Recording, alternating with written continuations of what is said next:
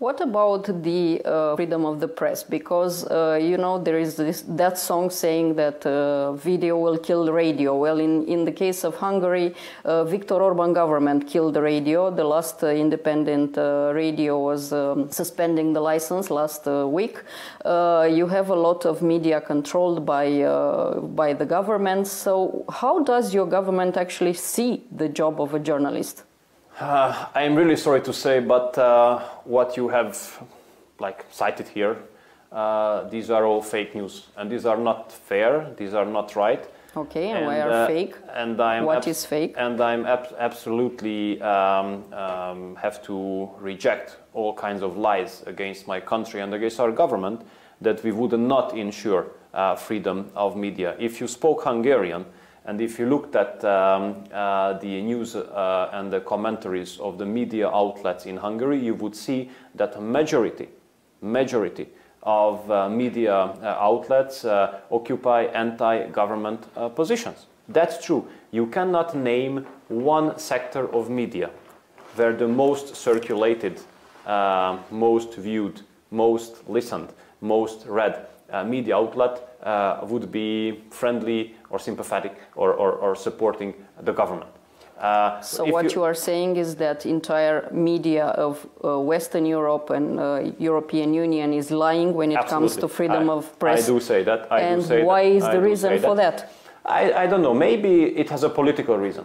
Political reason for whom? Yeah, From which one? I tell you what I think, at least. You know? Please. What I see is that for the last 11 years, so for the time we have been in office, we have been implementing a policy which goes totally against the liberal mainstream. When it comes to migration, when it comes to economic policy, when it comes to family policy and all this kind of stuff, totally go against the mainstream. And it is successful because the people support us. We have won 3 continuous elections with a 2/3 majority in the parliament. Yeah, but now the polls are not so in favor of your party. Well, why you say that?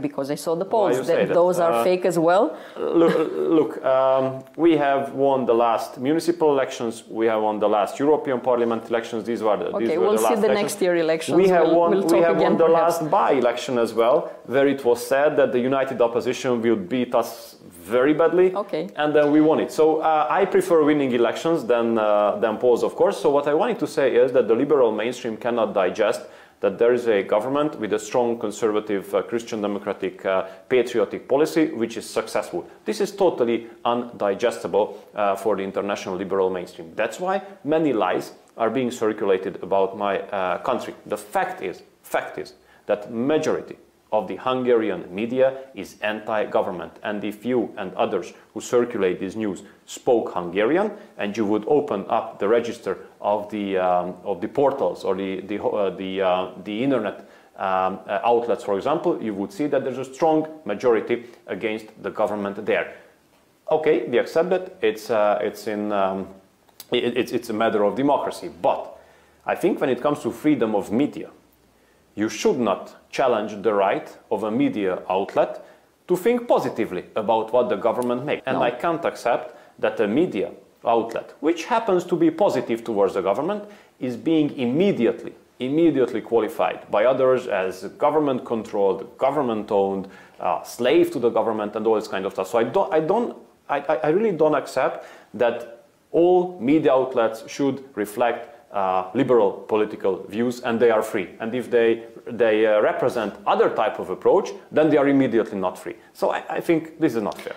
The next topic will be the foreign policy of European Union, where again Hungary has a different view. And let's take the main 3 superpowers. First of all, Russia. Of course, Viktor Orban has a good relation with Vladimir Putin. It's a known fact. But right now, Russia is somehow in a sort of fight of declaration with European Union. So what's the view of Hungary? How should the entire EU react with and relate with Russia? Look, first of all, it's very unfair to portray our position as if we were closer to Russia than some big Western European countries. I said that your prime minister has a good relation. Yeah, but then you should continue the sentence, like the German chancellor does have a good Like the German chancellor, relationship. okay. Like the French president does have a very good But your relationship. prime minister meets quite often with the Russian president, so... Not more often than the Western European leaders, once a year. Once a year. And I never read any comments from liberal media complaining about a meeting between the German chancellor and the Russian president, or a meeting between the French president and the Russian president. Both Macron and Merkel were criticized for having projects or ideas with collaboration. But I don't agree with that either. But I don't agree with that either. Because here I think we have to be practical. And what I see is the following, that those who criticize Russia in the harshest possible way when it comes to communication, they make the biggest businesses with the Russians under the surface.